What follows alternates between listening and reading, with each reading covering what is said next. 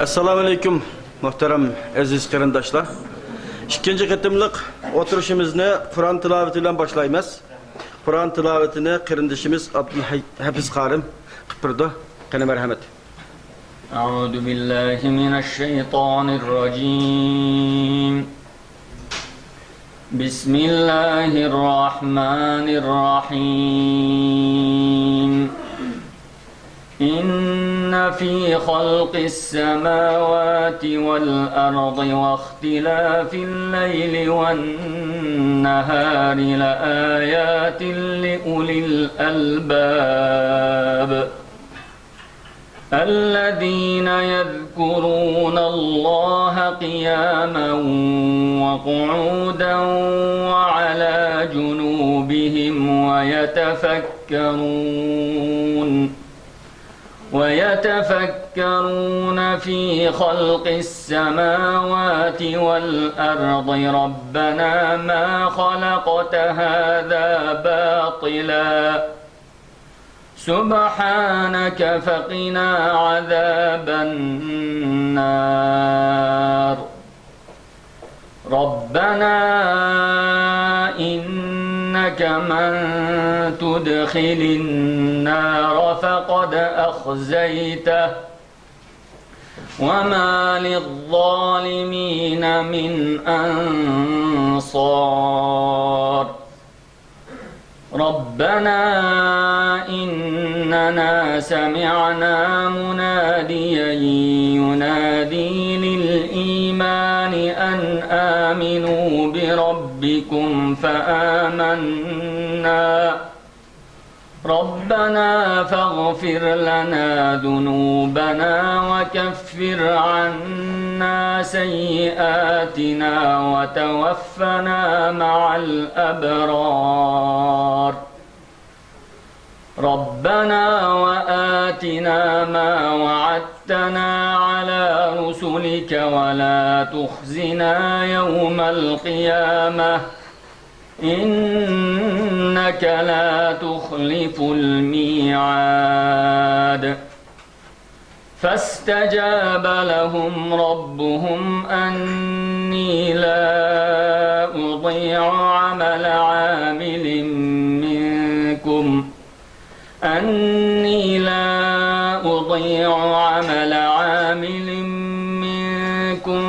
من ذكر أو أنثى بعضكم من بعض فالذين هاجروا وأخرجوا من ديارهم وأوذوا في سبيلي وقاتلوا وقتلوا لأكفرن عنهم سيئاتهم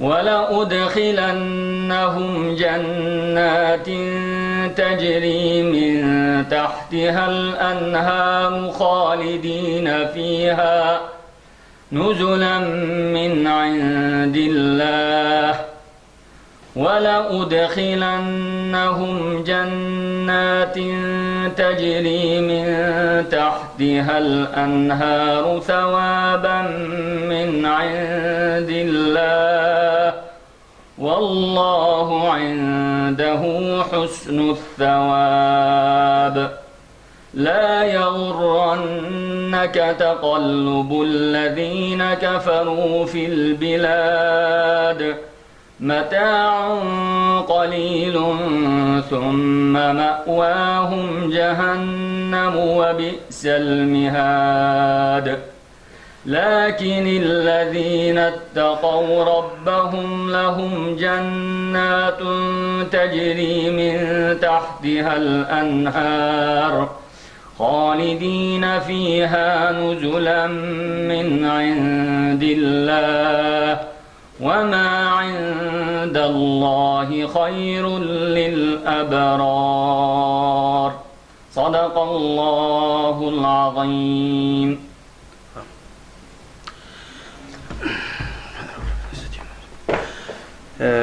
Növbetdeki orunlaştırış leksiyaken okşumagan fikri ekimler bilen muamele kılış usulları degan temidi ekan. Bu leksiyani Ömer Faruk Korkmaz efendim kıplamekçi. Buyurun efendim. Euzubillahimineşşeytanirracim. Bismillahirrahmanirrahim. Elhamdülillahi Rabbil alemin. Ve la akibetu lil muttaqin ve la udvane illa alel zalimin. Vessalatu vesselamu ala Resulina Muhammedin ve alihi ve sahbihi ecma'in. Amma ba'd. Bugün 27 Haziran 2013. Tekrar Doğu Türkistanlı kardeşlerimizle, karındaşlarımızla, ülküdaşlarımızla, dostlarımızla, davadaşlarımızla beraberiz. Bana bu fırsatı veren Doğu Türkistan Marif ve Dayanışma Derneği'ne ve yöneticilerine ve değerli başkanlarına, şurasına ve bu davaya hizmeti geçen bütün kardeşlerime teşekkür ederek sözlerime başlamak istiyorum. Bana verilen konu Müslümanlar arası diyalog, iletişim, ilişkiler nasıl olmalı çerçevesinde bir konudur. Ancak konuşmama başlamadan önce Hidayet kardeşimiz biraz kendinizi tanıtır mısınız dediler. Her ne kadar buradaki dostlarımızla biz çok yabancı değiliz. Defalarca bir araya geldik. Zaman zaman müzakereler, istişareler yaptık ama yeni olan birkaç tane arkadaşımızın hatırı için kısaca bir özgeçmiş yapmamızda fayda vardır diye düşünüyorum. Biraz önce söyledim. Daha doğrusu takdimci arkadaşımız söyledi. Ömer Faruk Korkmaz. Türkiye'de Ispartalıyım. En önemli özelliğim İmam Hatip mezunu olmam. Bunu her yerde söylüyorum. Bizim için İmam Hatipli olmak çok anlamlıydı. Çünkü bizler yetiştirilirken o gün itibariyle 1970'li yıllarda, 80'li yıllarda sürekli bu ülkeyi bir gün siz yöneteceksiniz gençler. Çünkü sizin İmam Hatiplinin sarığı beyazdır, leke kabul etmez. Bu coğrafyanın, bu ülkenin en temiz çocukları sizlersiniz. Dolayısıyla bu ülkeyi yönetmeye en layık insanlar sizler olacaksınız diye hep bize motive ederlerdi. Ve arkadaşlarımız da o gün itibariyle genelde siyasal, hukuk, uluslararası ilişkiler gibi bölümlere girmek için gayret ederlerdi. Fakat çok ilginçtir. Ben ve birkaç arkadaşımız da ısrarla İslami ilimlerde okumak üzere karar aldık. Ve iyi ki de öyle yapmışız. Ve biz o hızla, o gazla, o motivasyonla kendimizi bir baktık Pakistan'da bulduk. Yıl 1982. Pakistan'a gittik. Pakistan'da Lahor'da hepinizin bildiği Cemaat-i İslami'nin merkezi Mansura'da bir yıl Arapça, İngilizce öğrendik. Çünkü iki dili de bilmiyorduk. Daha sonra da İslamabad'da bir üniversite olduğunu keşfettik. Hakikaten onun var olduğunu bilmiyorduk. Daha sonra İslam Üniversitesi'nde, Usulüddin Fakültesi'nde yani İlahiyat Fakültesi'nde, daha sonra aynı üniversitede master yaptık. 92 yılında da Türkiye'ye döndüm. Pakistan'ı bilenler bilir. Biz o dönem için çok şanslıydık. Çünkü Pakistan'ın en canlı, en hareketli, en dinamik dönemlerinde Pakistan'da bulunduk. O dönem içerisinde dünyadaki bütün İslami hareket liderleriyle tanışma imkanımız oldu. Pakistan'daki bütün cemaatleri yerinde birebir görüşerek inceledik. Aklınıza gelebilecek bütün cemaatler, Tebliğ cemaatinden tutun da Diyobendiler, Ehl-i Hadis, Şiiler, Birelviler, aklınıza gelebilecek bütün cemaatleri inceledik. Bu bize müthiş bir birikim kazandırdı. Dolayısıyla Türkiye'de Pakistan'ı en iyi bilen ilk belki 5 kişiden birisi olduğumu söyleyebilirim. Hatta bu konuda iddia da ederim. Birçok Pakistanlı'dan Pakistan'ı daha iyi bildiğimi de söyleyebilirim. Çünkü iyi çalıştık biz, ödevimizi iyi yaptık. Bu arada bir tane de espri mi kabul edersiniz, ne kabul ederseniz dedim. Bir gün Pakistan'a bir olay anlatacağım. Bir gün Pakistan'a giderken yanıma bir Pakistanlı bindi. O kitap okuyor, ben kitap okuyorum. Belli bir süre sonra tanıştık. Ve Pakistan gündemini, Pakistan siyasetini konuşmaya başladık. Tabii ben Pakistan'da okuduğumu söylemedim kendisine. İngilizce konuşuyoruz. O kadar detaylı, ince meselelere girdik ki yani normal olarak bir yabancının bilme şansı sıfır. Onun açısından. Ve ben her söylediği şeye itiraz ediyorum. Çünkü kendisi Pakistan Halk Partisi'ndendi. Ve Pakistan'la ilgili değerlendirmelerinin yanlış olduğunu, sen Pakistan halkını tanımıyorsun diyorum ona. Ve bu adam da bir bakanın baş danışmanı yani. Pakistan hükümetinin bir bakanın baş danışmanı. En sonunda pes etti ve dedi ki sen dedi kesinlikle bir ajansın dedi. Yani bu kadar bilgiye bir insanın sahip olma şansı sıfır dedi yani.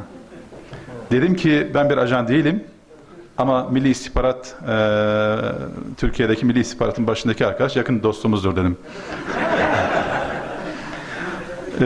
O zaman önceden bizde böyle şeyler yoktu ama hakikaten TİKA'da iken şu andaki arkadaşımız Hakan Bey, ondan önceki dönemlerde, ben de Ankara'da bulunduğum dönemlerde tanışıyorduk.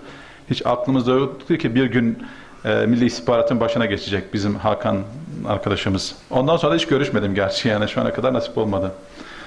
Şimdi 92 yılında Türkiye'ye döndüm. O dönem döner dönmez bir şekilde kendimi Sayın Erbakan'ın kucağında buldum.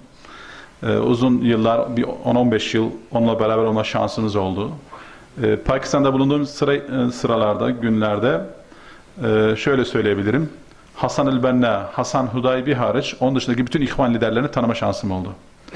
Ondan sonra yaşayanları hepsini tek tek tanıma imkanımız oldu. Bunlar ve aynı zamanda siyasi liderleri de tanıdık tabii. Yani özellikle Müslim Lig'den, Cemaat-i İslami'den veya işte Cemiyet-i Ulema-i İslam, Cemiyet-i Ulema-i Pakistan bilenler bilir. Bunların hepsiyle oturup kalkma imkanımız oldu. Dolayısıyla ben Pakistan'da bugün hiçbir şey bilmiyor olsam bile bir olay hakkında, bir olayı bana sorduğunuz zaman aşağı yukarı söyleyeceğim şeyler %80 tutar. Çünkü biliyorsunuz, bir olayın nasıl başladığını biliyorsunuz, nereden nereye gideceğini çok rahat kestirebiliyorsunuz. O gün bugündür de hep nereye gitsek Pakistan'la ilgili konuşmalara davet ederiz, konuşuruz elhamdülillah. Ve günlük olarak da takip de ediyorum da Pakistan ilişkilerimi hiçbir zaman da kesmedim. 92'de geldim, Sayın Erbakan'la çalışmaya başladık. Bir 15 yıl yaklaşık olarak onunla beraber olduk. 15 yıla yakın oluyor zannediyorum, öyle mi oluyor? İşte Allah rahmet eylesin. O da bize çok ciddi tecrübeler kazandırdı. Başbakanlıkta bulundum, başbakanlık danışman olarak çalıştım. Daha çok Abdullah Gül Bey ile çok aynı ofisi paylaştık. O bakandı, ben onun danışmanıydım. Daha sonra aynı zamanda Sivas Cumhuriyet Üniversitesi'nde araştırma görevliliği yaptım. Üniversiteyi bıraktım, başbakanlığa geçtim. Hükümet düşünce tekrar üniversiteye gönderdiler beni. Ben de üniversiteden istifa ederek normal serbest çalışmalarımıza başladık. O arada 28 Şubat sürecinde bir vakıf kurmuştuk. 28 Şubat sürecinde bizi tutukladılar. Yanlış anlamışlar arkadaşlar. Sonra serbest bıraktılar. Dediler ki biz sizi böyle güzel insanlar olduğunuzu bilseydik bu kadar size eziyet etmezdik. Biz dedik olur bize, vatan sağ olsun dedik. Her zaman dediğimiz gibi. Böyle şeyler de oluyor. Onun için Türkiye'de başınıza bir şey geldiği zaman kızmayın. Bizim başımıza da geliyor. Hemen kızıp Türkiye düşmanı olmayın sakın. Burası Türkiye. Bizde mevsimler çok hızlı değişir. Bugün Erdoğan mevsimi, yarın Kılıçdaroğlu mevsimine hızlı geçiş yapabiliriz. Yarın başka bir mevsime geçiş yapabiliriz. Türkiye enteresandır. En çok Türkçülük yapan bir partinin genel başkanına Çin devleti arma takabilir. Böyle bir ülkede yaşıyoruz. Enteresandır. Yani ve işte en İslamcı partiye de veya işte İslamcılık adına iktidarda bulunan bir partiye de işte zina yasasını serbest bıraktırabilirler yani. Yani bir ülke, enteresan bir ülke. Ama önemli olan biz bu tip çalışmaları çok hızlı yapmamız lazım. Çok ciddi çalışmalar yapmamız lazım ve yoğunlaşmamız lazım.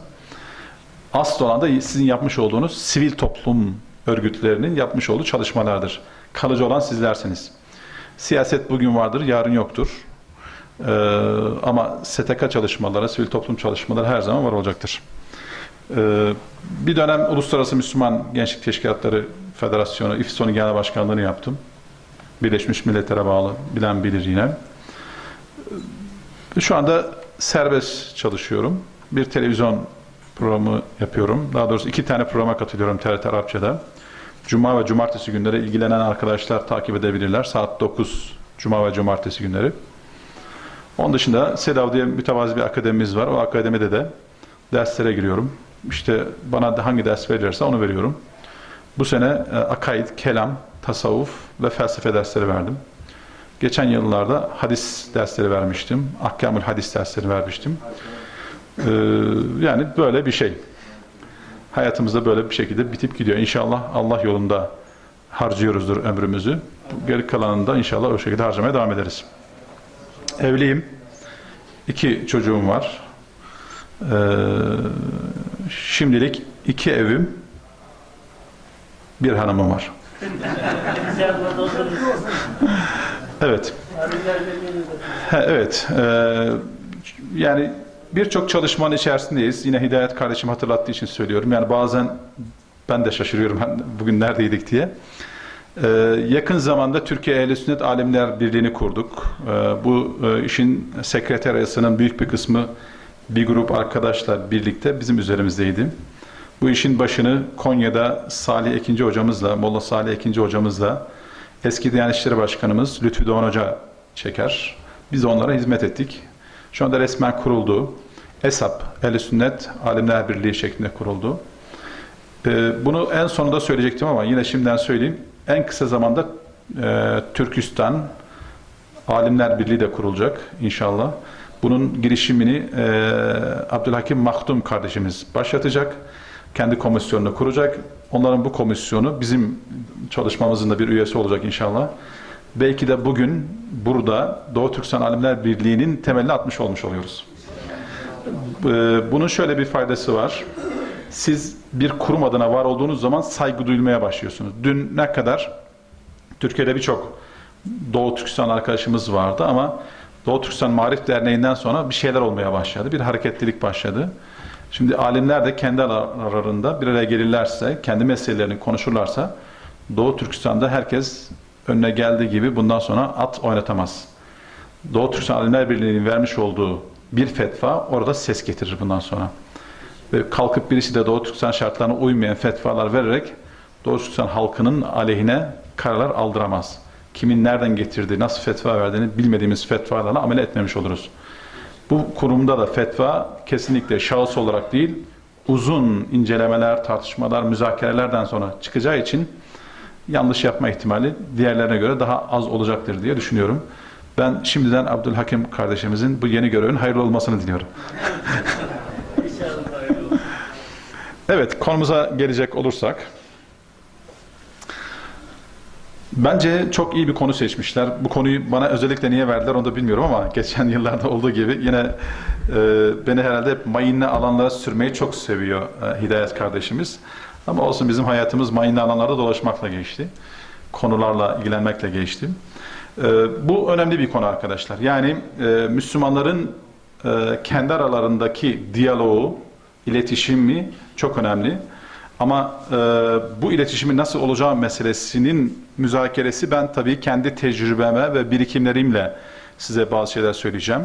Ola ki içimizden farklı düşünen, farklı tecrübeli olan arkadaşlar olabilir. Onlar da bu konuşmanın akabinde kalkıp görüşlerini bildirebilirler. Müzakereye açık bir konu. Ben ne kadar konuşursam o kadar beni hesaba çekme hakkınız var. Bunu da şimdiden söyleyeyim. Özellikle 20. yüzyıl Müslümanlarının en büyük problemlerinden birisi Müslümanlar arası diyalog meselesi. Müslümanlar kendi aralarında nasıl bir dil kullanacakları konusunda çok tecrübeli değiller. Bunun bence en önemli sebeplerinden bir tanesi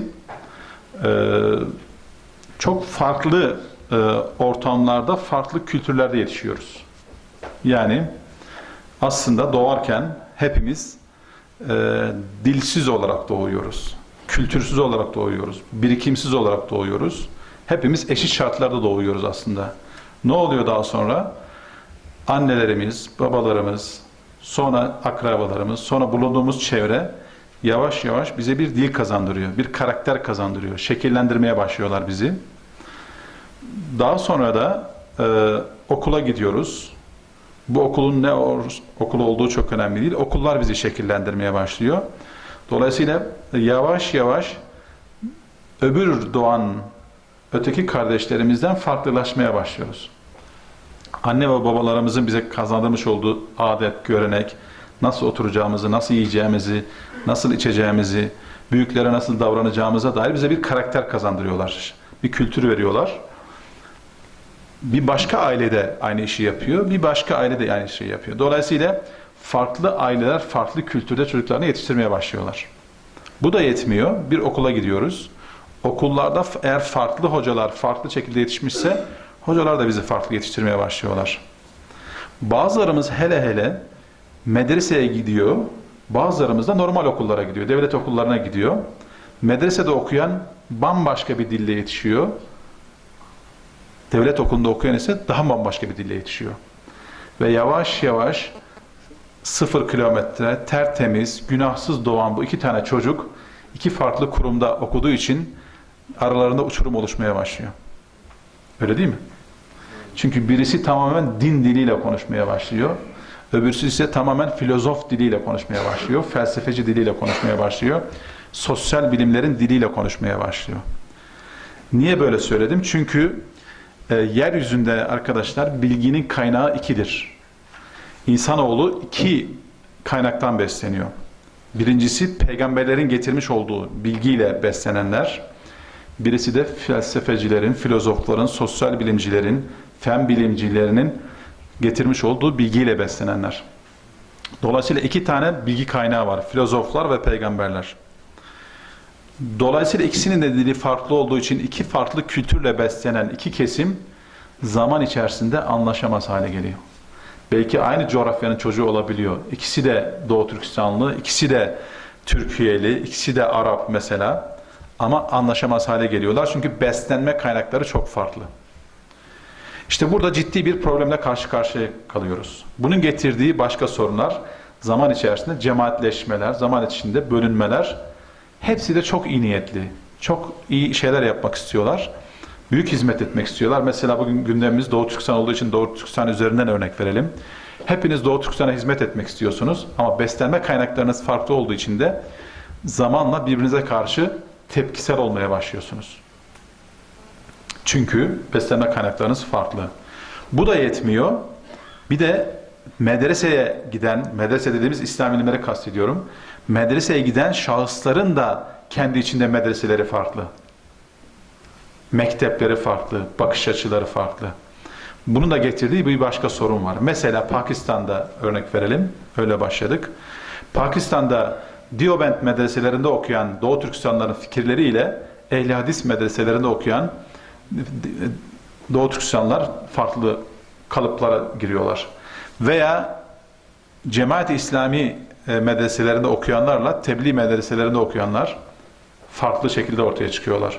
Bunların hepsi dün geldikleri zaman aynı fikri paylaşıyorlardı. Hepsi Doğu Türkistan davası peşindeydi.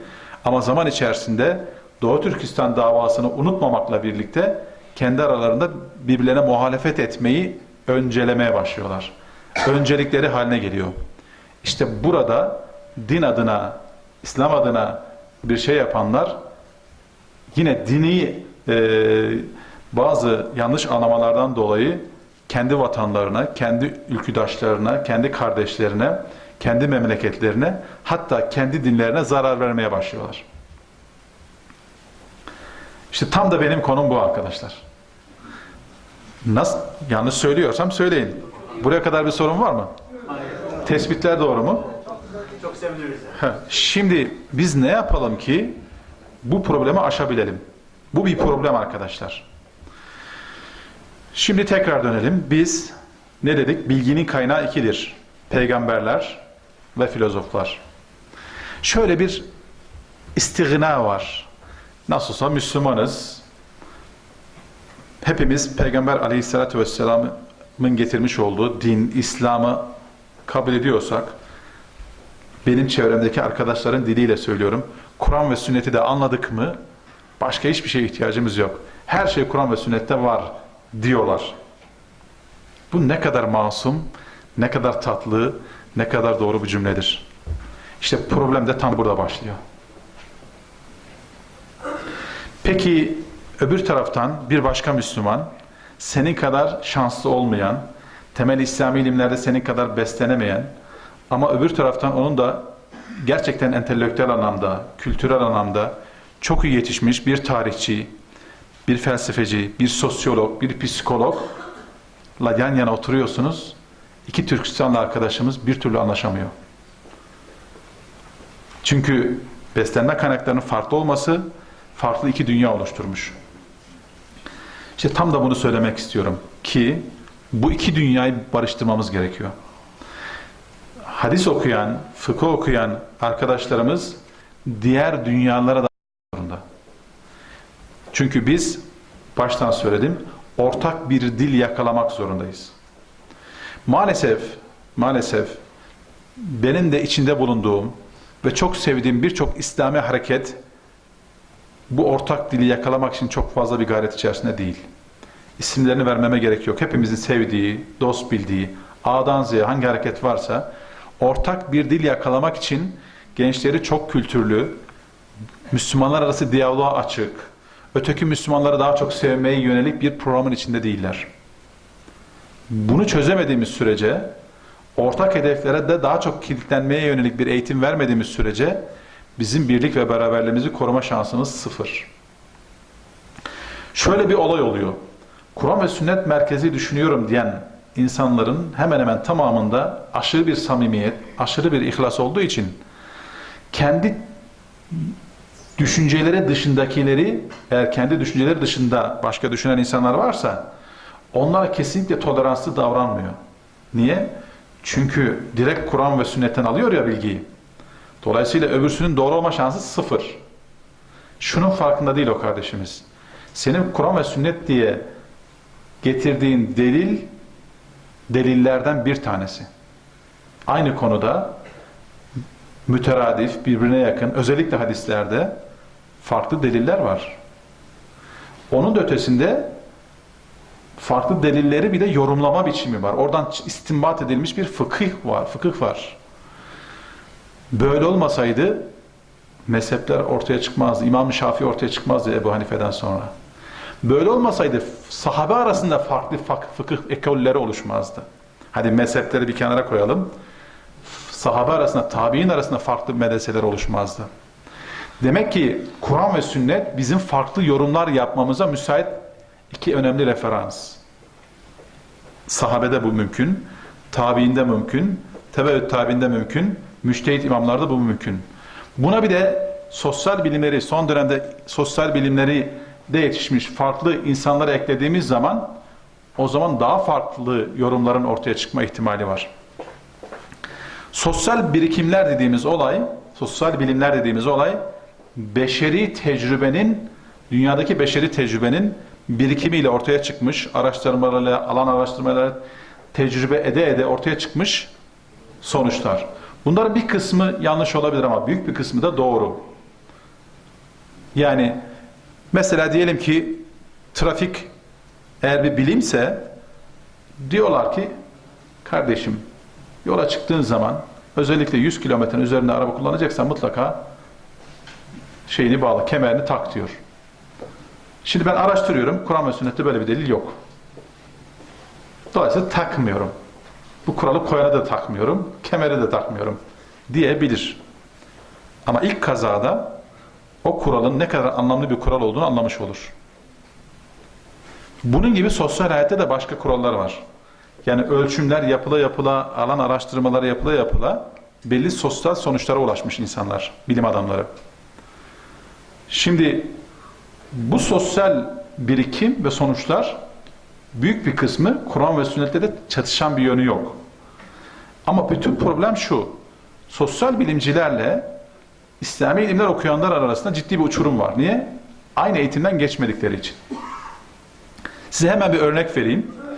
Rahmetli Ziya-ül Hak Pakistan'da 1979-80'li yıllarda iktidara geldiği zaman dedi ki ben İslam hukukunu uygulamak istiyorum. Dolayısıyla bana 25 tane hem fıkıh bilen hem de hukuk bilen kanunlaştırma yapabileceğimiz 25 tane alim bulun dedi. Biliyor musunuz 1980'li yıllarda Pakistan'da 25 tane fıkıh bilen hukukçu yoktu. Bunu kendisinden dinlediğimiz için söylüyorum. Yoktu. Ne yaptılar bu problemi çözmek için o gün itibariyle? Pakistan İslamabad Uluslararası İslam Üniversitesi'ni kurdular. Ve bu üniversitenin hukuk fakültesini açtılar. Hukuk fakültesinde çift dal gibi hem İslam hukuku Hocam hoş geldiniz. Hem İslam hukuku hem de modern hukuk okuttular. Daha sonra iki ilmi bilen insan tipleri ortaya çıktı. Şimdi Pakistan'da binlerce İslam hukukçusu var. Sistem oturtulunca, kurgulanınca olabiliyor. Ama öncekiden neydi? Hukukçular ayrı şeyler söylüyorlardı, fıkıhçılar ayrı şeyler söylüyorlardı ve bir türlü anlaşamıyorlardı. En azından şu anda fıkıhçıları anlayan iyi hukukçu Müslümanlar var. Hukukçuları anlayan da iyi fıkıhçı Müslümanlar oluştu. Bilim adamları oluştu. Bu bir ihtiyaçtı, ortaya çıktı ve tamamlandı. Şimdi dolayısıyla biz bu çift dilli sorunu çözmemiz gerekiyor. Yoksa otururuz, saatlerce tartışırız, bir sonuca varamayız. Varamayışımızın temel sebebi bu. Bu İslam dünyasındaki temel eğitim problemlerinde de birisidir. Suudi Arabistan eğitim sistemi problemi budur. Mısırlar biraz daha iyiler bu konuda. Mısır'daki eğitim problemlerinden bir tanesi budur. Bütün külliyet-i şeriaların usulü din fakültelerinin temel problemi budur. Türkiye'de ise tersi bir problem var. Türkiye'deki ilahiyat fakülteleri biraz daha iyi. Ama onlar da çok fazla sosyal bilimlere ağırlık verdikleri için Kur'an ve sünnetten biraz uzaklaşmış durumdalar. Bu da ayrı bir derdimiz var. Şimdi İslam alimleri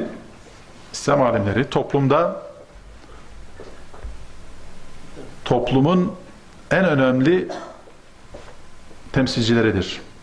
Eğer bir toplum kıyametini yaşamak istiyorsa kendi alimlerini yetiştirmesin yeter yani.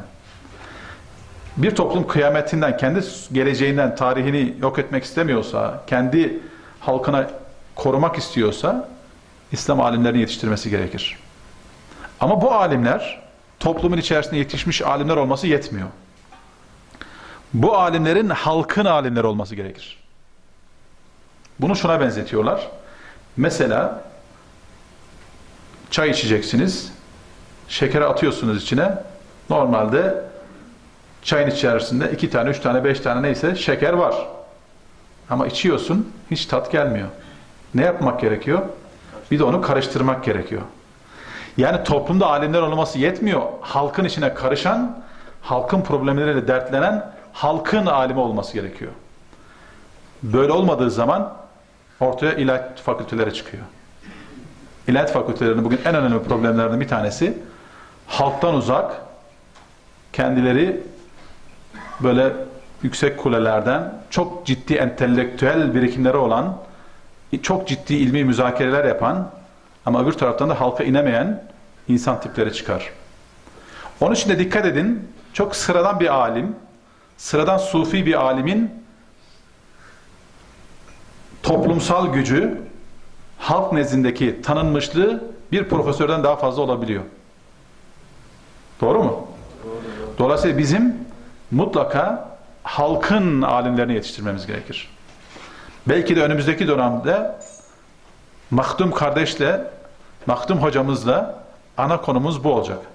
Doğu Türkistan Alimler Birliği bu çalışmayı yapacak. Halkın alimlerini yetiştirecek.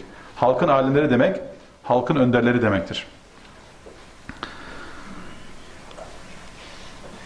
Şimdi bu dil problemlerini çözersek şayet, dil problemi çözülürse o zaman şunu yapmak daha kolay. Cemaatler arası diyalog, cemaatler arası iletişimi kurmak çok daha kolay. Niye? Çünkü olayları analiz etmemiz, çözümlememiz çok daha kolay. Çünkü sosyal bilimler bize şeyi kazandırıyor. Toplumu tanıma, toplumu analiz etme, artılarıyla eksileriyle ortak hedefler belirleme kabiliyeti kazandırıyor. Normalde bunu bize ayet ve hadisler kazandırıyor aslında. Ama nedense bir şeyler eksik kalıyor. Benim gördüğüm bugüne kadar Müslümanlar arasında en çok ihtilafa neden olanlar en çok Estağfirullah ve atesimu bihablillahi ayetini okuyor. Okudukça ihtilaf ediyorlar. Enteresan bir şey. Dolayısıyla bizim bunu bir yerlerde problem olduğunu fark etmemiz gerekiyor. Dolayısıyla ben aslında geldiğimiz zaman Müslümanların birliği, kardeşliği, ümmet falan bunları anlatmak için bu ayeti okuyayım dedim. Dedim bir de ben ihtilafa neden olmayayım şimdi diye okumadım. Ama bu ayeti siz hepiniz biliyorsunuz. Siz bu ayet-i kerimenin manasına da uzak insanlar değilsiniz. Şimdi Müslümanlar arası diyalog o kadar önemli ki biz Müslümanlar, Doğu Türkistanlar üzerinden konuşalım tekrar. Hepimiz aynı düşünmek zorunda değiliz. Bir ailede 5 tane çocuk var, hepsi farklı düşünebiliyor. Hepsi farklı karakterlerde olabiliyor. Sizler ise farklı şehirlerden, farklı kültürlerden, farklı tecrübelerden geliyorsunuz. Ama tek ortak özelliğiniz Doğu Türkistanlı olmak. Yani Hotenlilerle girmeyelim. Arasındaki tartışmaları biliriz. Bunu niye söylüyorum? Bu tartışmaların çok fazla bir hükmü yok. Niye yok? Çünkü biz hepimiz aynı geminin yolcularıyız. Dolayısıyla ortak hedeflerimizi belirleyip oralarda ittifak edeceğiz. Ama farklılıklarımızı da bileceğiz. Farklılıklarımızı bilmezsek diyalog yapamayız. Muhatabınız kimse onun bütün özelliklerini tanıyacaksınız ki ona göre diyalog yapabilirsiniz. Yani bizim ihtilaf etmemiz için o kadar çok sebep var ki bu toplantı, eğer o bağlamda düşünseydik bu toplantı bugün burada olmazdı. Ama sizler birçok şeyi bir kenara koymuş olmalısınız ki bu kadar güzel güzide topluluğu burada toplamışsınız, bir araya getirmişsiniz. Enteresan bir şey gözlemliyorum ben. İslam dünyasının şöyle bir problemi var. İnşallah sizde bu yoktur Doğu Türkistanlılarda. Müslümanlar veya bir coğrafyanın insanları diyelim ki bir iktidara karşı mücadele veriyorlar. Yani daha özgür olmak istiyorlar. Mücadele veriyorlar, işte direniyorlar, örgütleniyorlar falan filan. Ama enteresan olan şu, karşı çıktıkları iktidarın bütün özelliklerini kendileri taşıyor. Yani mesela iktidar onlara özgürlük tanımıyor, onlara özgürlük alanı açmıyor, farklı düşünenleri kabul etmiyor, farklı düşünenlerin kafasını eziyor falan filan. Ama İslami cemaatler de kendileri içerisinde farklı düşünenleri pek kabul etmek istemiyorlar. Yani iktidarın kopyası haline geliyorlar. Bu iktidarın Çin olması fark etmiyor. Bu iktidar Türkiye olabilir, Suriye olabilir, Afganistan olabilir, pek fark etmiyor. Peki biz niye karşı mücadele ediyoruz? Daha özgür, daha adil, daha inançlarımızı, düşüncelerimizi rahat yaşayabileceğimiz, farklılıklarımızı koruyabileceğimiz bir toplum modeli oluşturmak için mücadele ediyoruz. Daha iktidara gelmeden bizler cemaat içerisinde bile ötekileri barındırmıyoruz. Ne olacak halimiz o zaman? Bir de iktidara gelirseniz Allah göstermesin, siz öbür karşı çıktığımız adamlardan daha kötü hale gelebilirsiniz. Onun için önce şimdiden bu problemi çözmemiz gerekiyor. Ve nitekim X ülkesinde, Y ülkesinde iktidara gelen bazı Müslümanlar sadece kendi cemaatlerinden veya hareketlerinden olan insanları bürokrasiye getirdikleri için sorun yaşıyorlar. Halbuki biz bir devlet gibi hareket etmek zorundayız. Devletlerin cemaatleri olmaz. Yani tek bir hareket gibi davranacağız. Bu cemaat hareketin içerisinde küçük cemaatler, ekoller, farklı anlayışlar olabilir. Yani en uç noktaları bir hareketin içinde barındırabiliyorsa bir hareket, o hareketin geleceği parlak demektir. Ama o uç hareketler, nedir o uç hareketler? Siz çok iyi biliyorsunuz. Diyelim ki 2 tane uç hareket, örnek olsun diye söylüyorum. İnşallah uç değillerdir de. Birisi diyelim ki Sufiler, birisi de Selefiler. İnşallah uç değillerdir bunlar. Ama diyelim ki bir hareketin içerisinde bunlar barınabiliyorsa, aynı şurada da bulunabiliyorsa burası güç demektir. Çünkü bizi buradan vuruyorlar diye düşünüyorum. Dolayısıyla iktidarın yanlışlarından etkilenmeyelim. Kendi dilimizle, kendi kültürümüzle bir model oluşturmaya çalışalım. Bunun için bunu söylüyorum. Niye bunu söylüyorum? Bakın, Batı'da kilise eşittir din demektir. Yani Fransız devriminde, Rönesans'ta aydınlar dine karşı çıkmadılar aslında. Aydınlar kilisenin bağnaz tutumuna karşı çıktılar. Çünkü kilise diyordu ki din biziz. Dini biz temsil ediyoruz. bizim yorumlarımızın dışında hiçbir yoruma müsaade etmeyiz diyorlardı. Aydınlar da diyorlardı ki sizin yorumlarınız yanlış. Sosyal bilimler, fen bilimleri bize gösteriyor ki sizin yapmış olduğunuz yorumlar yanlış. Bizim İncil'de bir problemimiz yok. İsa ile ilgili bir problemimiz yok ama sizinle problemimiz var. Onlar da dini algılama biçimleri kilise eşittir din dedikleri için sanki kiliseye karşı yani dine karşı savaş açmış muamelesi yapıyorlardı ve Engizisyon mahkemeleri kurarak aydınları tek tek yakıyorlardı veya kesiyorlardı veya idam ediyorlardı. Bizim böyle bir modelimiz olamaz. Bizde kilise, daha doğrusu cami eşittir kilise değildir.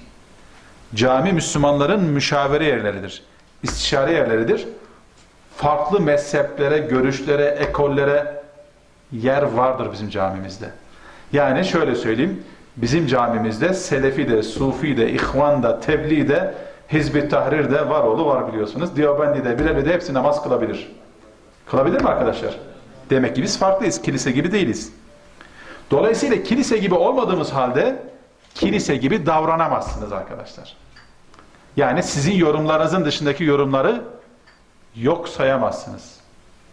Ama bir hareketin içinde kalmak şartıyla. Siz böyle geniş perspektifli, kuşatıcı bir model oluşturursanız bu hareket büyür ve temsil kabiliyeti kazanır zaman içerisinde. Halkı temsil eder ama yine dini temsil etmez. Bizler hepimiz, mesela biz Türkiye Ehl-i Sünnet Alimler Birliği'ni kurduk ama bir temel kurallarımızdan bir tanesi şu: biz Ehl-i Sünnet'in hizmetçileriyiz, temsilcisi değiliz. Sizler de Doğu Türkistanlıların hizmetkarlarısınız. Siz iyi çalışmazsanız yarın başka bir Doğu Türkistanlı grup çıkar, alır, bayrağı taşır. Onlar da hizmetkar olurlar, temsilci olamazlar yalnız. Ne zaman olur? Bir gün farklı bir boyuta taşır, o zaman deriz ki bunlar bizi temsil ediyor. İstesek de istemesek de deriz ama genel olarak hepimiz bu toprakların, bu coğrafyanın hizmetkarlarıyız. Dolayısıyla bizim yorumlarımız, alimlerimizin yorumları dini yorumlardan bir tanesidir. Aynı mezheplerde olduğu gibi. Bu arada benim sürem ne kadar kaldığını ara sıra söylersen ben hala girişteyim, onu söyleyeyim. Daha varmış, tamam. Tamam. Şöyle bir anlayış biçimi var. Özellikle İslami ilimler okuyan arkadaşları uyarmak için söylüyorum. Arapçayı iyi bilen arkadaşlar veya Arapçayı iyi bilen arkadaşlar şöyle zannediyorlar: biz İslam'ı daha iyi biliyoruz. Yok böyle bir şey. Arapça bilmeyenlere söylüyorum bunu. Rahatsız olmayabilirsiniz yani. Ama Arapçayı da öğrenin tabii. Bu da ayrı bir şey. İkinci bir şey,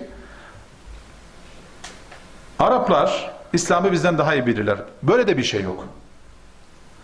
Arapça bilmeyen insanlar böyle bir psikolojiye kapılabilir. Baştan işte Kur'an Arapça, hadis Arapça, o da Arapça biliyor. İslam'ı en iyi kim bilir biliyor musunuz? İslami ilimleri en iyi okuyan bilir.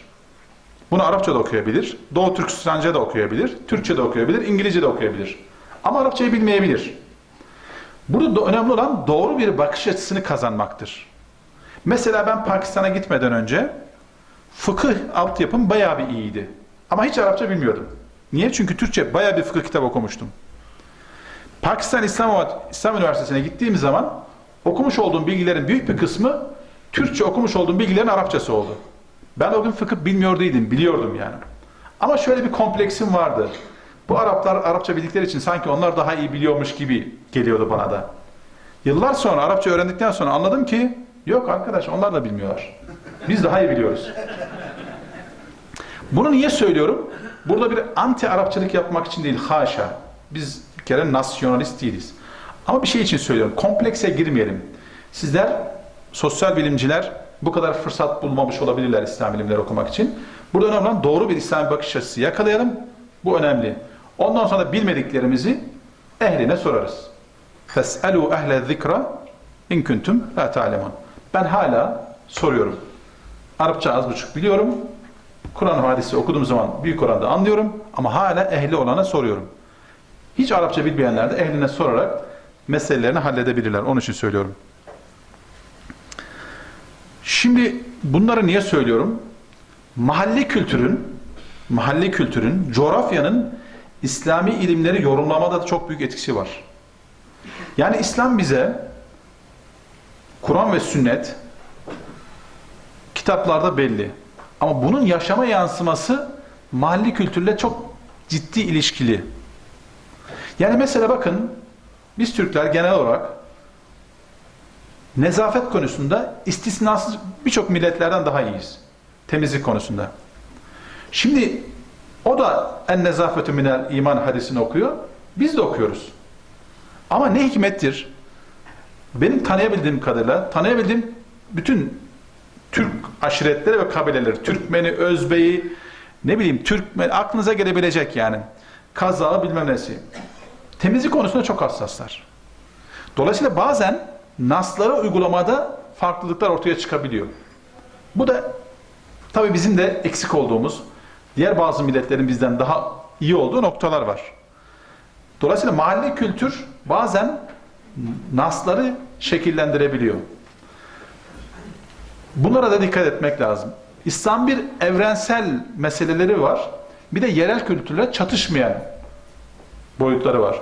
Yani mesela şu Mahdum kardeşin başındaki takkiyi sadece Doğu Türkistanlar veya Özbekler takıyor benim bildiğim. Niye bir Arap takmıyor? Çünkü o kendisinin böyle Müslüman kültürüyle temsil ettiğini düşünüyor. Bu da kötü bir şey değil. Ama bütün kültürleri, yeryüzündeki bütün kültürleri eğer Araplaştırmaya kalkarsanız, Türkleştirmeye kalkarsanız, Doğu Türkistanlaştırmaya kalkarsanız siz İslam'ın evrenselliğine halel getirmiş olursunuz. Bunu niye söylüyorum? Bazı kardeşlerimiz Mısır'da okuduğu için, Suriye'de okuduğu için, Pakistan'da okuduğu için veya Suudi Arabistan'da okuduğu için aynı kültürü gelip dayatmaya çalışıyor kendi coğrafyasına. Yapmayın, buna gerek yok yani. Bırakın Mahdum kardeşim bu takkiyi takmaya devam etsin yani. İslam'ın evrenselliği, gücü de buradan kaynaklanıyor. Araplaştırma yok, Türkleştirme yok. Ama ana konularda İslam'ın bize vermiş olduğu nasları en güzel şekilde anlayıp uygulama zorunluluğumuz var. Çünkü bir dini, bir etnik kökene bağlamak çok riskli ve tehlikeli bir şeydir. Asıl nosyonuna uzaklaşmaya başlar. Bunun en güzel örneğini biliyorsunuz İranlarda görüyoruz. İran kültürüyle iç içe giren bir anlayış biçimi bugün nasıl sorunlar oluşturduğunu ümmete hepimiz takip edebiliyoruz. Bir de milletlerin, bize millet aslında Müslüman anlamda kullanılır ama bugünkü anlamda söylüyorum. Millet yani farklı etnik yapılardan bahsediyorum. Bazı etnik yapıların kendine göre artı özellikleri olduğunu söylemiştim. Mesela Türkiye'de enteresandır. Medrese çalışmaları bizim Kürt kardeşlerimizin arasında daha yaygın. Bu çok güzel bir şey. Kürtler nerede bulunsalar hemen medrese açıyorlar. Bu saygı duyulacak bir şey. Eskiden Türkler de böyle yapıyorlar ama belli bir süre sonra bu hizmet daha çok Kürt kardeşlerimizde kaldı. Şimdi yavaş yavaş batıya tekrar geliyor. Mesela siz bilirsiniz ama bir konuyu paylaşmak istiyorum. Türkler biliyorsunuz ilk defa sizin atalarınız, bizim atalarımız ilk defa sizin coğrafyada Müslüman oldular. Niye Müslüman olduklarını biliyor musunuz bilmiyorum ama ben bir hikaye duydum. Onu sizinle paylaşayım en azından. Bunu Araplara anlatıyorum, çok şaşırıyorlar. Biliyorsunuz Türkler İslam'dan önce şamandılar. Ve zamanla Türklerin arasında Budizm yayılmaya başlamış. Ve Türklerle o dönemde de her zaman olduğu gibi Çinler arasında ciddi savaşlar var. Budizm yayılmaya başlayınca Türk Hakanı araştırıyor. Diyor ki bu Budizmi bir araştırın bakalım. Bunlar nasıl bir din? Halk Budistleşiyor. Biz de girebiliriz. Sorun değil ama bir araştırın diyor. Araştırıyorlar. Bir de bakıyorlar. Et yemek yasak. Şunu yemek yasak. Bunu yemek yasak. Diyor ki ya bu Türkler et yemezlerse Çinlilerin karşısında nasıl savaşacaklar? Nasıl güç olacak? Bu din bize uymaz diyorlar. O sırada sahabe de bölgeye gelmiş, tebliğ yapıyor. Onlar da İslam'ı anlatıyorlar. İlk soru şu: sizde et yemek caiz mi değil mi? Et yemenin caiz olduğunu anlayınca tam diyorlar. Bu bize uygun bir din. Üstelik bir de cihatı var, tam bize uygun. Ve İslam'a giriyorlar, Budizm'e girmiyorlar.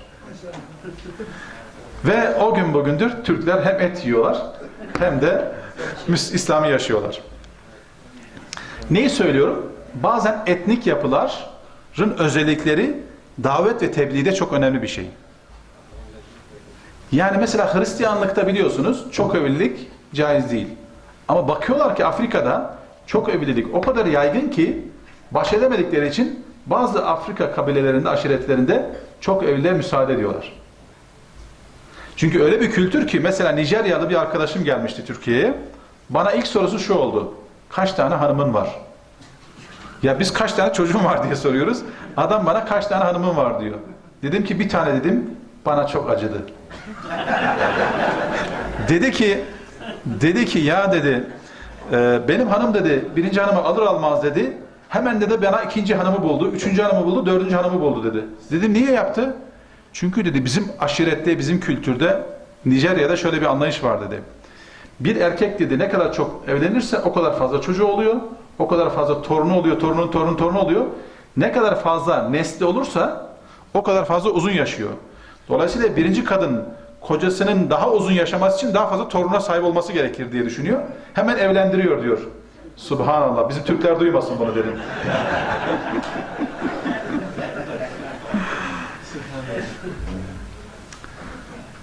Evet. Şimdi bir gün Pakistan'dayız. Yusuf İslam yeni Müslüman olmuş. Sarığını takmış, Pakistan'a gelmiş ve kim var? Yusuf İslam, Abdullah Azzam ve böyle belli şahsiyetlerle akşam Yusuf İslam ilk yeni Müslüman olmanın heyecanı ve İngilizce marşlar söylüyor. Abdullah Azzam diyor ki siz de eşlik edin gençler falan diyor. İttihat Talebet Müslümin'in merkezindeyiz. Yusuf İslam da o zaman Afganlı muhacirlere, kamplara yardım etmek için bir miktar para getirmiş. Onun için gelmiş. Şimdi bizim Arap Müslümanlar da bir yere vuracaklar, bir soru sormaları gerekir ki onu Yusuf İslam üzerinden atış yapacaklar. Dediler ki Yusuf İslam Bey, ben tercüme ederek söyleyeyim. Brother Yusuf İslam dediler. Tebliğ cemaati hakkında ne düşünüyorsun? Şimdi tam konumuza uygun bir örnek bu. O da dedi ki yeni Müslüman olmuş. Bakın hikmete bakın. Dedi ki yeryüzünde 1,5 milyar Müslüman var. Bunların çok az bir kısmı tebliğ cemaatine teşkil ediyor. Ve tebliğ cemaati Allah razı olsun İslam'ın emirlerinden bir emiri çok iyi yerine getiriyorlar. Bir kısmı da başka bir emri yerine getiriyor. Ama biliyor musunuz dedi, yeryüzündeki Müslümanların 1,5 milyar Müslümanın %95'i hiçbir şey yapmıyor. Dolayısıyla size tavsiyem tebliğ cemaatleriyle uğraşmayın. Bu %95 ile ilgilenin, onlar da bir şey yapsınlar dedi. Şimdi biz bunu felsefe edinmek zorundayız. Bunu yeni Müslüman olmuş bir insan görüyor ve biz göremiyoruz. Bir gün Hindistan'dayım.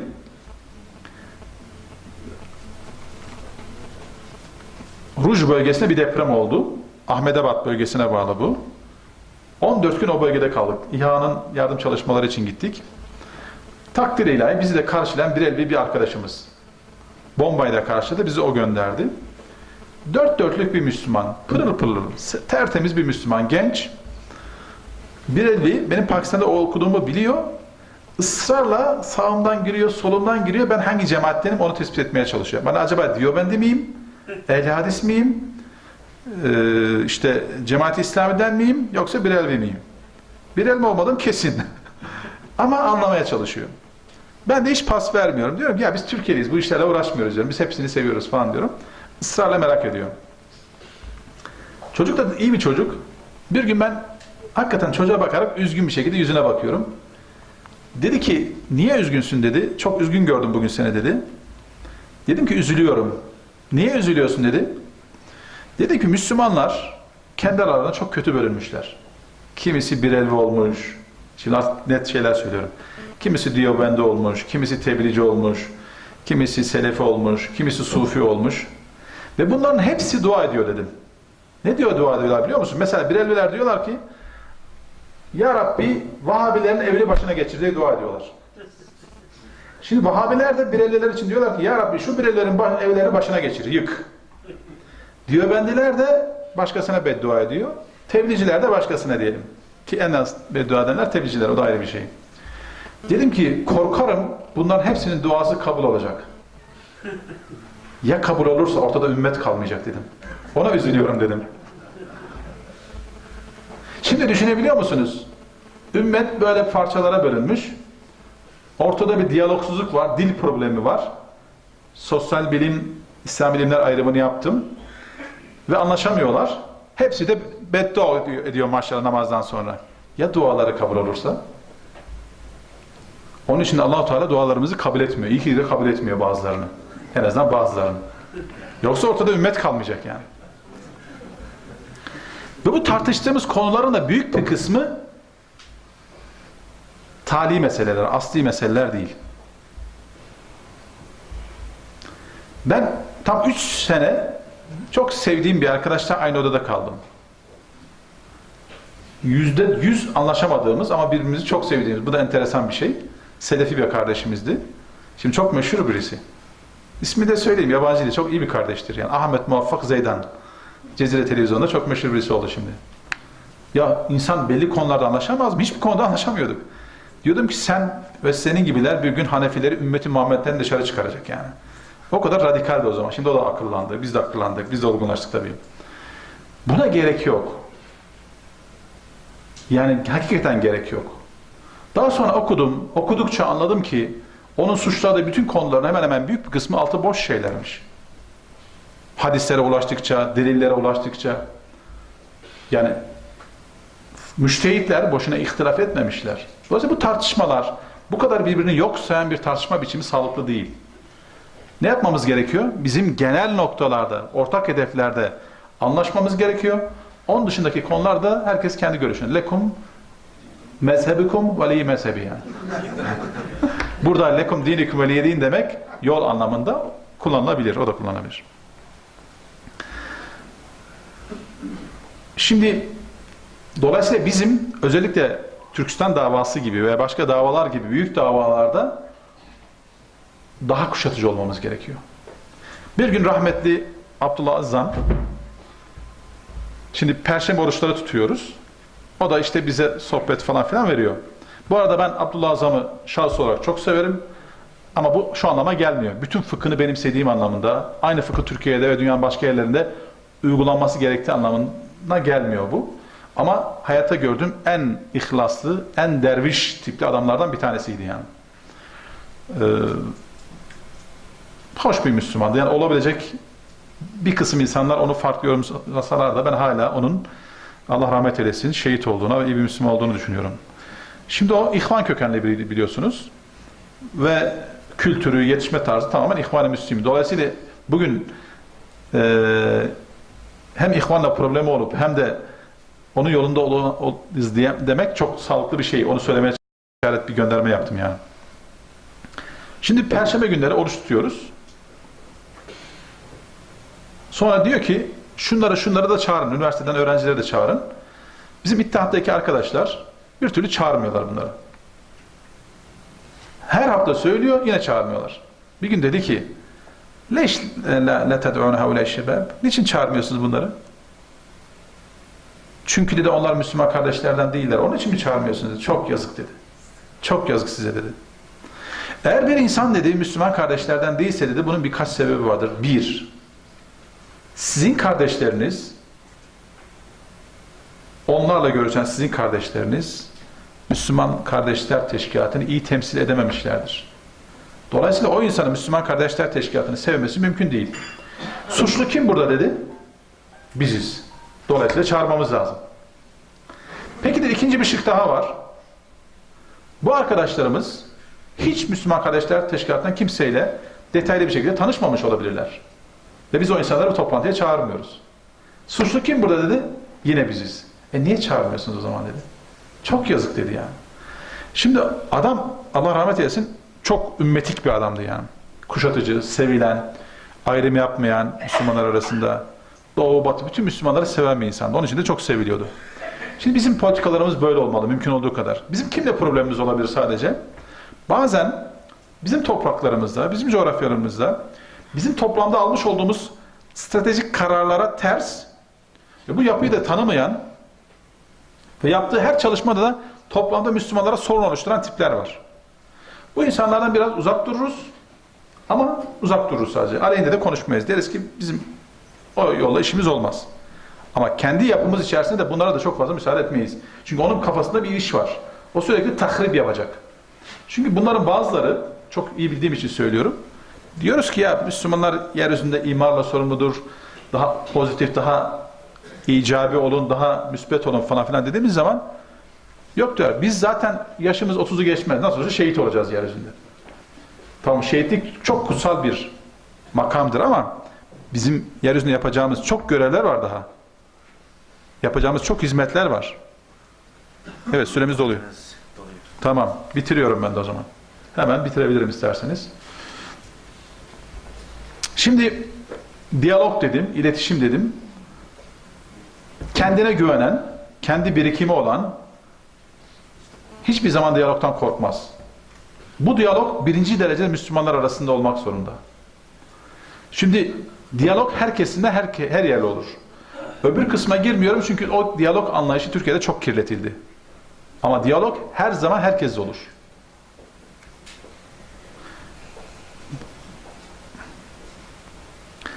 Diyalog demek hemen birleşelim, bir araya gelelim, ortak hareket edelim anlamına gelmiyor ama görüşme anlamına geliyor. Ortak, yani sen farklı yerde durabilirsin, sen farklı yerde durabilirsin ama ortak hareket etme şansınız olabilir. Bazı konularda, anlaşamadığınız noktalarda da ayrı yerlerde durabilirsiniz. İslam ümmetini en çok bir araya getiren konu icma konusudur biliyorsunuz. İcma Müslümanların ortak anlaştığı konulardır. Ne kadar konu vardır icma konusunda anlaşabildiğimiz? Çok azdır, sınırlıdır yani. İşte namazdır, oruçtur, zekattır. Bunların olması konusunda icma vardır. Namazda icma vardır, oruçta icma, ama detaylarda yine anlaşmazlıklarımız vardır. Ama buna rağmen ümmet bir araya gelmektedir.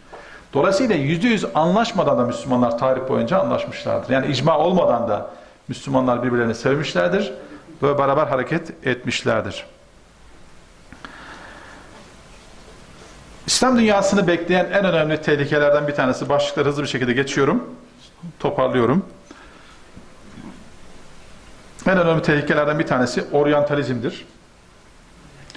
Oryantalist anlayış biçimlerinin İslam dünyasına hızlı bir şekilde etkisi vardır.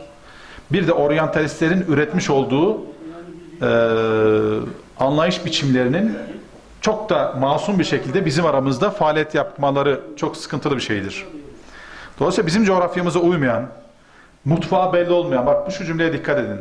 Mutfağı belli olmayan, lider kadrosu, fıkıh kadrosu belli olmayan hiçbir hareket bizim coğrafyamızda neşv ve nema bulmamalıdır. Tekrar söylüyorum.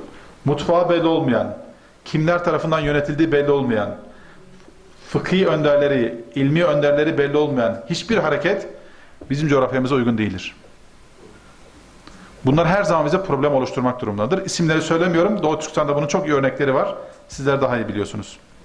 Şu fetva Doğu Türkistan'a zarardan başka bir şey vermez. Doğu Türkistan Darül Harp'tır. Doğu Türkistan'da yaşamak bundan sonra caiz değildir. Buradan hicret etmemiz lazım. Doğu Türkistanlı kardeşler de arsalarını, evlerini satsınlar, Çinlere teslim etsinler, biz de rahat edelim. Böyle bir fetva olamaz. Olabilir bir böyle bir fetva ama Doğu Türkistan Alimler Birliği bu fetvaya karşı kendi fetvalarını verirler bir gün. Tekrar söylüyorum, bizler bir küçük cemaat gibi hareket edemeyiz. Özellikle mariften bahsediyorum. Bir tarikat gibi hareket edemeyiz. Ama bütün cemaatler, bütün tarikatlar, bütün gruplar bu yapıyla iç içe olabilirler. Bir arada bulabilirler. Dün Refah Partisi'nin, bugün Türkiye'de AK Parti'nin bu kadar büyümesinin tek sebebi bu politika izlemesindendir. Bir cemaat partisi değildir, bir tarikat partisi değildir ama bütün cemaatler yer alabilir. Siz de böyle yaparsanız büyürsünüz diye düşünüyorum. Bizim milli sınırlarımız arkadaşlar, bunu da söylemeden geçmeyelim. Bizim milli sınırlarımız haram, helal, adalet ve özgürlük sınırlarıdır. Bizim sınırlarımız sadece Doğu Türkistan toprakları sınırları değildir. Bütün yeryüzü bizim sınırlarımızdır. Ama birinci derecede sizlerin sorumluluk alanı Doğu Türkistan topraklarıdır. Ama sınırlarımız oradan ibaret değildir. Çin'de yaşayan bütün Müslümanlar, dünyada yaşayan bütün Müslümanlarla diyalog halinde olmanız, iletişim halinde olmanız hepimizin ve sizin birinci derecede göreviniz diye düşünüyorum. Çünkü yeryüzü bizim için mescittir. Bizim sınırlarımız haram ve helal sınırlarıdır. Tekrar söylüyorum. Bizim Siyonizmle problemimiz vardır. Siyonizmle problemimizin temeli, Siyonizmin yeryüzündeki insanlığı köleleştirme politikalarından dolayıdır. Yahudilikle Siyonizmi bu anlamda ayırıyoruz. Eğer Yahudiler de böyle düşünürse onlarla da problemimiz olur. Böyle düşünen Yahudilerle de problemimiz olur. Kudüs meselesi nerede yaşarsak yaşayalım, Doğu Türkistan'da da yaşasak, Türkiye'de de yaşasak bizim ana konularımızdan bir tanesidir. Çünkü Kudüs meselesini anlamayan namazı anlamamış demektir. Bitiriyorum. Hiç süre vermeyecek misin bana kardeşim? Biraz böyle 5-10 dakika verin yani. Tamam. Şimdi bir başlık söyleyeceğim. Bu başlığı sonra detaylı konuşuruz gerekirse. Başka bir toplantıda. Nefret fıkhından vazgeçelim arkadaşlar. Nefret ve kerahiyet fıkhı, düşmanlık fıkhından vazgeçelim. Müslümanlar tarih boyunca başta birbirlerine karşı merhametli davranmak zorundadırlar. Ondan sonra da yaşadıkları coğrafyada merhametli. Çünkü biz rahmet peygamberinin mensuplarıyız, ümmetiyiz. Nefret dili, söylemi sadece öteki demek İslam'ın dışındakileri kastediyorum. Ötekilerle sınırlı kalmıyor. Bu zamanla kendi içinize de yansımaya başlıyor. Dolayısıyla mümkün olduğu kadar nefret dilini kullanmayın. Yani şöyle bir şey söyleyeyim size. İsviçre'de yaşayan bir Müslüman. İsviçre'de yaşıyor. Mısır'dan daha çok İslam'ı yaşıyor. Türkiye'den daha iyi İslam'ı yaşıyor. Devlet sana bir sürü imkanlar sağlamış. Her şey çok mükemmel. Dört dörtlük. Hatta bazıları Avusturya için neredeyse Darülislam diyecekler yani. Şimdi bu ülkede yaşayan bir Müslümanın ne yapması lazım? O ülkenin kanunlarına uyması gerekir. Çünkü sen vize alarak oraya giderken bir söz vermişsin. Ben bu ülkede barış içerisinde yaşayacağım diye. Ama hala o ülkenin insanına nefretle bakıyorsa bu insanın İslam anlayış biçiminde sorun var demektir. Çünkü bu insan bu bakış açısıyla bir tane insana bile tebliğ yapamaz. Çünkü hep düşman gözüyle bakıyor karşı taraftakine. O da yetmiyor. Oraya düşman baka kalbi kararıyor. Kendi içindeki Müslümanlarla da kavga eder hale geliyor. Dolayısıyla nefret fıkhından uzak duralım arkadaşlar. Savaş ortamının diliyle barış ortamının dilini birbirine karıştırmamak lazım. Şimdi bizim gençlik yıllarımızda bir büyük cihat vardır, bir de küçük cihat vardır diye ayrım yapılırdı. Sonra sağ olsun bizim bazı Arap dostlarımızla tanıştıktan sonra böyle bir hadis yok, sayıktır falan diye bizi ikna ettiler, sağ olsunlar. Ben şimdi tekrar dönüyorum. Büyük cihat vardır, küçük cihat vardır arkadaşlar. Büyük cihadın ne olduğunu, küçük cihadın ne olduğunu biliyoruz. Tanımlamaları biliyoruz. Cephede düşmanla birebir savaş büyük cihat, küçük cihattır. Niye küçük cihattan sonrakine büyük cihat denmiş? Çünkü savaşmak kolaydır. Ama bir ülkeyi imar etmek, kalkındırmak, eğitimde, ekonomide, kültürde bir ülkeyi kalkındırmak büyük cihattır. Siz bu cihadı başarmanız savaşmaktan daha zor bir şeydir.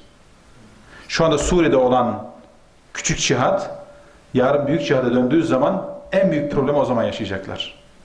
Dolayısıyla bu bakış açısıyla baktığınız zaman büyük cihat, küçük cihat ayrımı hala geçerlidir. Ama küçük cihat, büyük cihat demek camiye dönüp tesbih çekmek, zikir yapmaksa böyle bir cihat tanımıyoruz biz. Bu cihat bireysel bir cihattır. Bizim kastettiğimiz toplumsal bir ülkeyi, bir toplumu, geleceğini ilgilendiren cihattan bahsediyoruz. Bunu da bitirmiş olduk. Hepinize bir tavsiyem var. Kendi yaşadığınız toplumun psikolojisini tanımadan o ülkenin insanlara mesaj göndermeyin. Kendi ülkenizin hepiniz Doğu Türkistanlısınız ama çok uzaksınız şu anda. Kendi insanınızın, gençliğinizin geldiği noktayı tanımadan, geldikleri, ilgilendikleri konuları bilmeden o ülkenin insanlara mesaj göndermeyin, yanlış anlaşılır, anlamazlar. Benim ülkemde bile kuşaklar çok hızlı değişiyor. Bu coğrafyada da kuşaklar çok hızlı değişiyor. Ve en apolitik denen Türkiye'deki sporcu gençlik, bakın son bir ayda Türkiye'de ne kadar politize edilebildi. Ama onu politize edecek dili yakaladılar. Önemli olan o. Siz o dili yakalayabiliyor musunuz?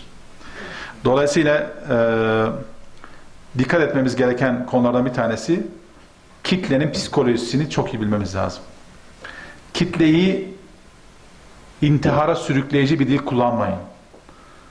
Kitleyi, o kitleleri, Müslüman toplulukları zarara sokucu, önü alınamaz tahriklere sürüklemeyin. Bir şey verecekseniz, yani o olayın nerelere götürüleceğini, meselenin nerelere kadar gidebileceğini tahmin etmeniz gerekir. Bunun içinde çok iyi bir tarih bilginiz olması lazım. Yeni kuşaklar belki Doğu Türkistan tarihini çok iyi bilmiyor olabilirler. Tarih bilgisi, öncelikler fıkıh bilgisi, evleviyat fi fıkh-ı İslami, örgütlenme, cemaat olma bilincini çok iyi vermeniz gerekir. Bunlar da yetmiyor. Uluslararası örgütleri çok iyi tanımanız lazım. Bu örgütler herhangi bir tavır karşısında, sizin çalışmalarınız karşısında size nasıl tavır takınabilirler? Kiminle işbirliği yapabilirsiniz, kiminle yapamazsınız? Veya sizin yaptığınız başkasına hizmet ediyor mu, etmiyor mu? Ediyorsa biraz daha gözden geçirmemiz gerekir çalışmalarımızı diye düşünüyorum. Bir de bu çalışmanın, yani Doğu Türkistan Marif Derneği çalışmalarının yavaş yavaş uluslararası önemli kuruluşlarda ve örgütlerde üye olması gerekir. Mesela Birleşmiş Milletler olabilir. Birleşmiş Milletler'in size kazandıracağı çok şey olmayabilir ama orada sizin olmanız size çok, yani ülke olarak bir şey kazandırmayabilir ama size tecrübe kazandırır. Oralarda bulunduğum için söylüyorum. Bunun da yolları var. Oturup konuşuruz bunları nasıl yapacağımızı. Bitiriyorum son bir cümle. Hepimizin Peygamber Aleyhisselatü Vesselam'ın sıfatlarını okurken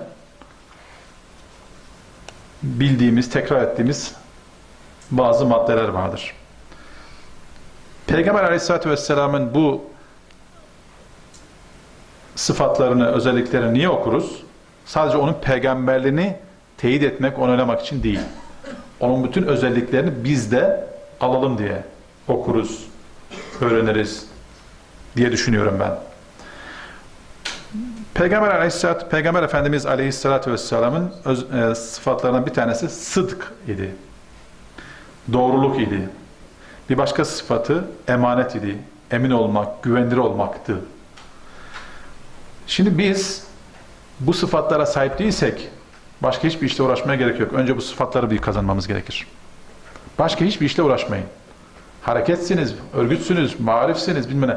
Önce bireylerimizde bu sıfatları kazanmamız lazım. Sıdk, emanet, tebliğ. Sıdk ve emanet sıfatı olmayanın tebliği etkili olmaz. Ondan sonra da fetanet. Bunları biliyorsunuz ama bu şekilde düşünmemiz gerekir. Fetanet ne demek? Zeka seviyesi gelişmiş, muhakeme ve analiz gücü yüksek olan insan demek yani. Bunu Allah Subhanahu ve Teala peygamberine özel yetiştirdi. Çünkü o peygamber olacaktı. Biz de bu kabiliyeti elde etmek için bireylerimizi özel eğitimden geçirmemiz gerekiyor. Fatin olacak bizim bireylerimiz. Zeki olacak, analiz kabiliyeti yüksek olacak. Bir de ismet sıfatı vardı Peygamber Efendimiz. Bizim ismet sıfatımız olma şansımız yok. O Allah Subhanahu ve Teala'nın koruması altındaydı. Ama bizler de büyük yanlışlardan korunabiliriz. Buna bazen tasavvufta mahfuz diyorlar, korunmuş diyorlar. Büyük yanlışlardan korunmanın yolu da çok zikirden geçiyor arkadaşlar. Maalesef bizler, bütün İslami cemaatler, İslam'ın hepsi bir yönünü ele aldığı için İslam'ın tamamında olan birçok özellikler bazı cemaatlere yansımayabiliyor. Mesela zikir olmazsa olmaz bir şeydir. Ve zikri nasıl yapılacağı da hadislerde çok net olarak belirtilmiştir. Kur'an-ı Kerim'de yüzlerce zikir kelimesi geçer. Tam da bizim tarikatlarda zikir dediğimiz anlamı ifade eden zikirlerdir bunların bir kısmı. Ama sanki bu iş sadece ehli tarikin işiymiş gibi biz o alanı ihmal etmişiz. Bu özellikleri kazanabilmek için, az yanlış yapabilmek için zikirlere de geri dönmek lazım. Hadislere uygun, ayetlere uygun virtlerimizin olması lazım. Çok fazla siyasallaşmış yapılar zikirlerden uzaklaşıyor. Dikkat etmemiz lazım diye düşünüyorum. Siyasallaşmak ne kadar İslami olarak matlup, istenen bir şeyse zikir de o kadar önemli ve matlup bir şey. Niye öyle diyorum? Çünkü Allah Teala öyle istiyordu onun için. Estağfirullah. Diyor ki Allah Subhanahu ve Teala: "Ve men a'rada an zikri feyne lehu maişeten danka." Ne demek bu zikir burada? Allah'ı zikretmek. Zikri nasıl yapıyorsan yap. Ama zikret. Şimdi alimler arasında bir sürü tartışmalar var. Zikrin nasıl olacağına dair. Bütün bu tartışmaların hepsi Allah Rabbi ve aynı. Yeter ki zikir yap. İster yatarak yap, ister oturarak yap, ister ayakta yap. Hocam nasıl olur? Yatarak zikir mi olur? Vallahi ayet-i kerimede öyle diyor. Diyor mu arkadaşlar? O zaman yeter ki zikir yap. Bununla ilgili farklı yorumlar da çıkarılabilir. Ama zikir olmazsa olmazımızdır diye düşünüyorum. Bir başka bir şey, bitiriyorum son 5 dakikam.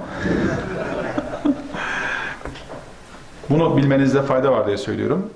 Türkiye'deki son bir ay içerisinde yapılan eylemlerin bir kitapçığı var arkadaşlar. Bunu bir kitap olarak yazmışlar Amerika'da. Sonra da çeşitli ülkelerde uygulattırıyorlar. Türkiye'de de bunu uygulattırdılar. Ve Türkiye bu anlamda çok ciddi bir tehditle karşı karşıya. Anlatabiliyor muyum? Şimdi bunu niye söylüyorum? Bu kitabı okudum ben. Şöyle genel olarak okudum. Tamamen satır satır okudum, söylenemez. Bu kitaptaki önerilen modellerin bir kısmı uygulansa da Türk toplumu yemeyecek bu oyunu. Çünkü biz de biliyoruz kitapta ne olduğunu, buna göre önlemler alınıyor şu anda. Bunu niye söyledim şimdi? Aynı model bir gün size de dayatılabilir. Sakın ola ki yok işte Albert Einstein Institution falan filan kitabının modeli sizin Türkistan modeliniz olamaz. Bunun için bunu söylüyorum. Size bir gün derler ki bak bu model şurada tuttu, burada tuttu. Türkistan'da da siz bu eylemi, size duran adam eylemi yapın mesela. Bakalım uyuyor mu Türkistan'da? Tutmaz arkadaş. Onun için de Erdoğan ne diyor? Birileri duruyor, biz de yola devam diyoruz diyor. Bizim işimiz hep yola devam olmalı. Onun için birilerinin yazmış olduğu senaryolar bizim projemiz olamaz. Bakarız, istifade ederiz, ayrı bir konu ama dolayısıyla biz kendi modelimizi oluşturmak zorundayız. Onu hatırlatmak için söyledim. Ve ben burada bitiriyorum. Beni sabırla dinlediğiniz için hepinize teşekkür ediyorum. İnşallah Doğu Türkistan Alimler Birliği önce Türkiye'de kurulacak. Sonra Türkiye'deki, sonra Uluslararası Dünya Alimler Birliği, Yusuf Karadavi'nin, Ali Karadağ'ın içinde bulunduğu yapının üyesi olacak. Sonra da Ezher bünyesindeki bir yapının üyesi olacak. Temenni ediyoruz. Ve en az marif kadar, belki daha da fazla, alimlere saygısı halkın her zaman daha fazla olur. Başa dönecek olursak. Doğu Türkistan Alimler Birliği de Çin'de ve bütün belki Orta Asya'da çok etkili bir birlik haline gelmesini temenni ediyorum. Bu dilek ve dualarla konuşmamı bitiriyorum. Allah hepinizden razı olsun. Selamünaleyküm. Sorusu olan varsa ben soru alabilirim. Yoksa benim sizinle olan şimdilik işim bir dahaki seneye kadar bitti gibi görünüyor. Çok güzel oldu yani bunu hazmedelim. Tamam. Allah hepinizden razı olsun. Turan kardeşimiz geldi. Turan Kışlakçı kardeşimizle biz aşağı yukarı aynı tecrübeleri paylaşan bir kardeşimiz, dostumuz. Eminim o da size çok güzel şeyler anlatacaktır. Beni sabırla tekrar dinlediğiniz için Allah hepinizden razı olsun. Sağ olun, var olun. Kıymetli bu sunumlarından dolayı Sayın Ömer Faruk Korkmaz Efendime çok çok teşekkür ederiz. Allah ilmini, azmini daha ziyade etsin diyoruz. Allah razı olsun. Kendisini daha hayırlı, büyük işlere vesile etsin diye Allah'tan niyaz ediyoruz. Hep beraber inşallah. Oh my Lord, my sins are like the highest mountain. My good deeds are very few. Their love